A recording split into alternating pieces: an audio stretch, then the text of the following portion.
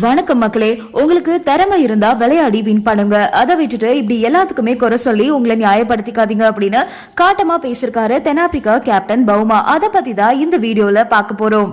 India New Zealand கடைசி league போட்டியில மோத போறாங்க. இந்தியா ஜெயிச்சிட்டாங்க அப்படின்னா முதலிடத்துக்கு போவாங்க. விராட் கோலி 300வது போட்டியில பங்கேற்கிறாரு. தென்னாப்பிரிக்கா மற்றும் ஆஸ்திரேலியா அணிகள் அரையிறுதிக்கு முன்னேறி இருக்காங்க.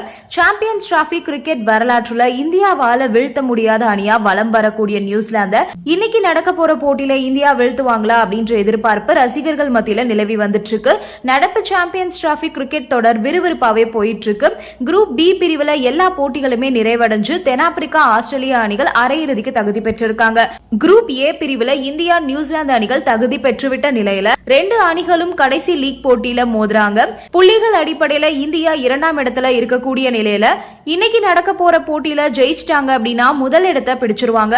சாம்பியன்ஸ் டிராபி வரலாற்றுல நியூசிலாந்து அணியை வீழ்த்தல அப்படின்ற வரலாற்றையும் திருத்தி எழுத ஒரு வாய்ப்பு இருக்கு. இதனிடையே பாத்தீங்கன்னா இன்னைக்கு தன்னோட 300வது ஒருநாள் போட்டியில பங்கேற்கக்கூடிய விராட் கோலி 300 போட்டிகளை விளையாடிய 7வது இந்திய வீரர் அப்படின்ற சாதனையை படைக்கிறாரு.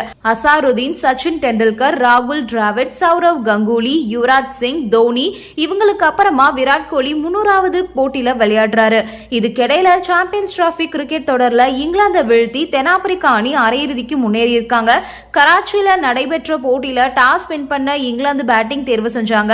தென்னாப்பிரிக்காவோட பந்து வீச்சை சமாளிக்க முடியாம இங்கிலாந்து அணி 38.2 ஓவர்கள்ல 179 ரன்களுக்கு ஆல் அவுட் ஆனாங்க.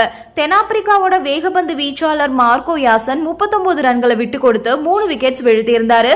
தொடர்ந்து விளையாடின தென்னாப்பிரிக்கா 29.1 ஓவர்ல 3 விக்கெட்களை இழந்து 181 ரன்கள் எடுத்து அபாரமா வெற்றி பெற்றாங்க.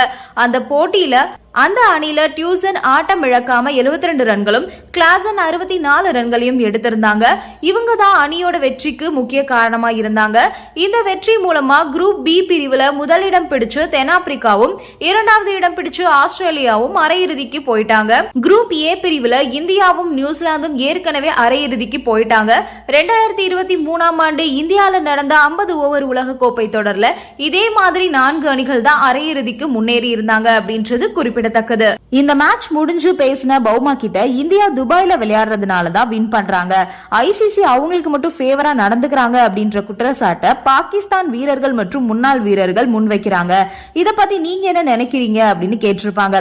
அதுக்கு பவுமா என்ன சொல்லிருக்காரு அப்படின்னா, அப்படியெல்லாம் இல்ல, இந்தியா எங்க விளையாடினாலுமே ஜெயிக்கக்கூடிய கெப்பாசிட்டி அவங்க கிட்ட இருக்கு. உலகம் முழுக்க அவங்களுக்கு ரசிகர்களும் இருக்காங்க. இது அரசியல் ரீதியான பிரச்சனை, இதை தேவையே இல்லாம உள்ள கொண்டு வர வேண்டாம். கிரவுண்டுக்கு தகுந்த மாதிரி ஜெயிக்க அவங்க தான் முயற்சி பண்ணணும். பாகிஸ்தான் தோத்துட்டு பழிய தூக்கி இந்தியா மேல போட்டா எப்படி? இதெல்லாம் நல்லாவே இல்ல. இந்தியாவை சும்மா குறை சொல்றதை விட்டுட்டு அவங்களை எப்படி ஜெயிக்கணும் அப்படின்னு பாருங்க அப்படின்னு பவுமா காட்டமா பேசிருக்காரு. நன்றி, வணக்கம்.